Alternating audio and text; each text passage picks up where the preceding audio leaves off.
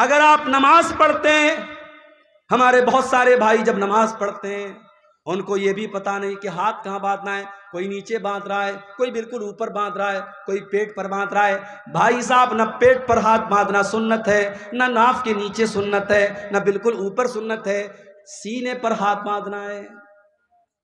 رکوع میں جانا ہے تو پیٹھ کو بالکل برابر رکھنا ہے، پیٹھ کو اور سر کے لیول کو برابر رکھنا ہے۔ سجدے میں جانا ہے تو کم سے کم بدن کا 7 حصہ زمین پر ہونا چاہیے، دونوں ہاتھ زمین پر ہونا چاہیے، دونوں گھٹنا زمین پر ہونا چاہیے، دونوں پیر کی ہتھیلی زمین پر ہونی چاہیے، اور ناک اور ماتھا زمین پر ہونا چاہیے۔ نماز پڑھ رہا ہے آدمی لیکن صحیح طریقے سے نہیں پڑھ رہا۔ احسان یہ ہے آپ جب بھی نماز پڑھیں صحیح طریقے سے پڑھیں۔ اللہ کے نبی نے دیکھا ایک آدمی نماز پڑھ رہا ہے، بہت جلدی جلدی پڑھ رہا ہے، فٹافٹ پڑھ رہا ہے۔ آپ نے جب اس نے سلام پھیر لیا، اس نے آ کر کے اللہ کے نبی کو سلام کیا، آپ نے سلام کا جواب دیا اور آپ نے فرمایا ارجع فصلی فإنک لم تصلی، اے میرے بھائی جاؤ تم پھر سے نماز پڑھو، تم نے نماز نہیں پڑھی۔ صحابی پھر گئے، پھر سے نماز پڑھی، پھر آ کر کے سلام کیا، آپ نے سلام کا جواب دیا، آپ نے کہا تم جا کر کے پھر سے نماز پڑھو، تم نے نماز نہیں پڑھی۔ 3 بار ایسا ہو گیا۔ صحابی بولے اے اللہ کے نبی میں تو اپنی طرف سے اچھی نماز پڑھ رہا ہوں، مجھے نہیں پتا کہ اس سے اچھی کیسے پڑھی جاتی ہے۔ آپ نے نماز کا طریقہ بتایا، آپ نے فرمایا جب تم نماز میں کھڑے ہوا کرو اطمینان سے کھڑے ہوا کرو، سکون سے کھڑے ہوا کرو، اللہ اکبر کہہ کر کے ہاتھ باندھا کرو، سورہ فاتحہ پڑھا کرو، کوئی سورت ملا لیا کرو، پھر جب رکوع میں جایا کرو اطمینان سے رکوع کیا کرو، جب رکوع سے اٹھا کرو اطمینان سے کھڑے ہو جایا کرو، پھر آرام سے سجدہ کیا کرو، پھر آرام سے سجدے سے اٹھا کرو، اطمینان سے نماز پڑھا کرو، تب جا کر کے تمہاری نماز پوری ہوگی۔ احسان کا ایک مطلب یہ بھی، جو کام کرو پرفیکٹ طریقے سے صحیح طریقے سے کرو، یہاں تک کہ جب آپ جانور کے گردن پہ چھری چلا رہے ہو، اللہ کے نبی فرماتے ہیں اذا قتلتم فاحسنوا القتل واذا ذبحتم فاحسنوا الذبح، جب تم اپنے جانوروں کو ذبح کرو تو صحیح طریقے سے ذبح کرو، اس کا طریقہ سمجھ لو کہ کہاں پہ چھری رکھنا ہے، کون سی رگ کو کاٹنا ہے، کب کاٹنا ہے۔ جب ذبح کرو تو صحیح طریقے سے ذبح کرو، اپنی چھری کو تیز کر لیا کرو، چھری ایسی نہ ہو کہ بیچارہ جانور تڑپ تڑپ کر کے مرے، چھری اتنی تیز ہو کہ ایک بار چھری چلاؤ اور جانور کی جان نکل جائے، چھری کو پہلے سے تیز کر لو تاکہ اپنے جانوروں کو آرام پہنچاؤ۔ تو یہ ہے احسان کا دوسرا مطلب۔ احسان کا تیسرا مطلب بھلائی کرنا، اچھا سلوک کرنا، اپنی زبان کے ذریعے اپنے عمل کے ذریعے فائدہ پہنچانا، احسان کرنا۔ اور جب احسان آپ کریں گے تو سب سے پہلے کس کے ساتھ کریں گے؟ فرمایا وَبِالْوَالِدَيْنِ احسانا، اپنے ماتا پتا کے ساتھ، اپنے ماں باپ کے ساتھ آپ کو احسان کرنا ہے۔ مولوی صاحب میرے باپ نے میرے ساتھ بہت غلط کام کیا ہے، میرے باپ نے جائیداد سے مجھ کو بے دخل کر دیا ہے، 4 بھائیوں کو جائیداد میں حصہ دیا اور مولوی صاحب میرے باپ نے مجھ کو جائیداد میں حصہ نہیں دیا۔ آپ کے باپ نے غلط کیا، ناانصافی کی، ظلم کیا، آپ کے باپ کی اللہ تعالیٰ کے یہاں پکڑ ہوگی، مگر پھر بھی اس غلط کرنے کے باوجود آپ کی ذمہ داری ہے وَبِالْوَالِدَيْنِ احسانا، آپ اپنی ذات سے اپنے ماں باپ کو تکلیف نہ پہنچانا، جہاں تک ہو سکے ان کے ساتھ اچھا سلوک کرتے رہنا۔ بہت مشکل کام ہے مگر کرنا ہے۔ رشتہ داروں کے ساتھ احسان کرنا، پڑوسیوں کے ساتھ احسان کرنا، اپنے آس پاس کے لوگوں کے ساتھ احسان کرنا، ہر مسلمان کے ساتھ احسان کرنے کی کوشش کرنا۔ تو اللہ کو احسان کرنے والے لوگ بہت پسند ہیں۔ آگے بڑھتے ہیں۔ دوسری چیز جو اللہ تعالیٰ کو بہت پسند ہے، بلا من اوفا بعہدہ واتقا، جو انسان اپنے وعدے کو پورا کرتا ہے اور اللہ سے ڈرتا ہے، متقی بن جاتا ہے، تقوی والا بن جاتا ہے۔ وہ کان کھول کر کے سن لے فَإِنَّ اللَّهَ يُحِبُّ الْمُتَّقِينَ، اللہ تعالیٰ کو تقوی والے لوگ بہت پسند ہیں۔ تقوی کس کو کہتے ہیں؟ تقوی کا ارتھ کیا ہے؟ تقوی کا مطلب کیا ہے؟ چلیے آپ کو بتا دیتا ہوں۔ تقوی کا مطلب یہ ہے کہ میرے اور گناہ کے بیچ میں ایک رکاوٹ آ جائے، ایک آڑ آ جائے کہ نہیں یار یہ گناہ کا کام ہے، میں نہیں کروں۔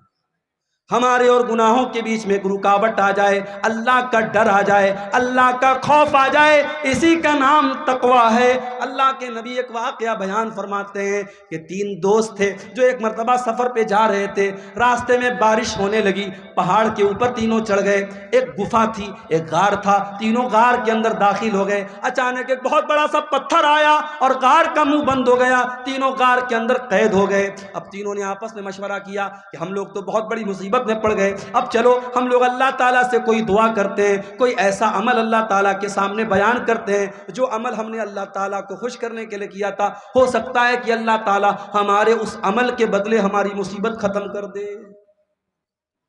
پتہ یہ چلا زندگی میں کچھ نیکیاں ایسی کر کے رکھو کہ جو صرف آپ کو پتا ہو اور اللہ کو پتا ہو، مصیبت پڑنے پر اور آزمائش آنے پر اللہ سے کہہ سکو کہ اے اللہ وہ نیکی میں نے صرف تیرے لیے کی تھی، اے اللہ کسی کو نہیں بتایا تھا، کوئی نہیں جانتا تھا، اس نیکی کا حوالہ آپ دے سکتے۔ تینوں غار کے اندر پھنسے ہوئے ہیں، پہاڑ کی گفا کے اندر پھنسے ہوئے ہیں، اور تینوں اپنی اپنی نیکیوں کو بیان کر رہے ہیں۔ ان تینوں میں ایک آدمی کہتا ہے اے اللہ میری ایک چچا زاد بہن تھی، میری چچا کی لڑکی تھی، اور میں اس سے بہت پیار کرتا تھا، بہت محبت کرتا تھا، میں اس سے بہت پیار کرتا تھا، میں اس کو پانا چاہتا تھا، اس کے ساتھ اپنی شہوت کو پوری کرنا چاہتا تھا، مجھے موقع نہیں مل رہا تھا۔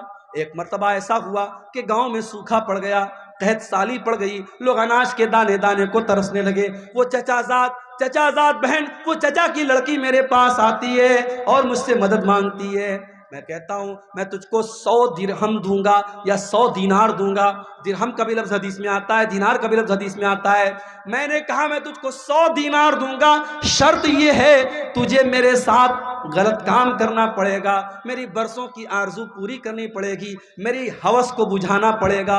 اے اللہ وہ مجبور اور بےکس لڑکی حالات سے مجبور ہو کر کے میرے ساتھ اس غلط کام کے لیے تیار ہو جاتی ہے، اور جب وہ ٹائم آتا ہے، جب وہ وقت آتا ہے جب میں اس کے ساتھ بدکاری کرنے والا تھا، غلط کام کرنے والا تھا، زناکاری کرنے والا تھا، عین موقع پر اس لڑکی کی زبان سے ایک لفظ نکلتا ہے، وہ کہتی ہے اتق اللہ، اتق اللہ، اے فلاں بن فلاں، اے میرے چچا کے بیٹے اللہ سے ڈر، ولا تفض الخاتم الا بحقہ، جس چیز کو تجھے ادھیکار نہیں ہے استعمال کرنے کا اس چیز کو تو استعمال نہ کر، جس چیز پر تیرا حق نہیں ہے اس چیز پر تو اپنا حق استعمال نہ کر۔ اے اللہ جب تیرا نام میں نے اس لڑکی کے منہ سے سنا میں ڈر گیا، میں نے فوراً اپنا ارادہ چینج کر دیا، میں نے اس کو پیسہ بھی دے دیا، میں نے دینار بھی دے دیا، اور اپنے غلط کام سے میں نے توبہ کر لی۔ اے اللہ اگر یہ سچا عمل میں نے تیرے ڈر سے کیا ہے، اے اللہ ہماری مصیبت کو دور کر دے۔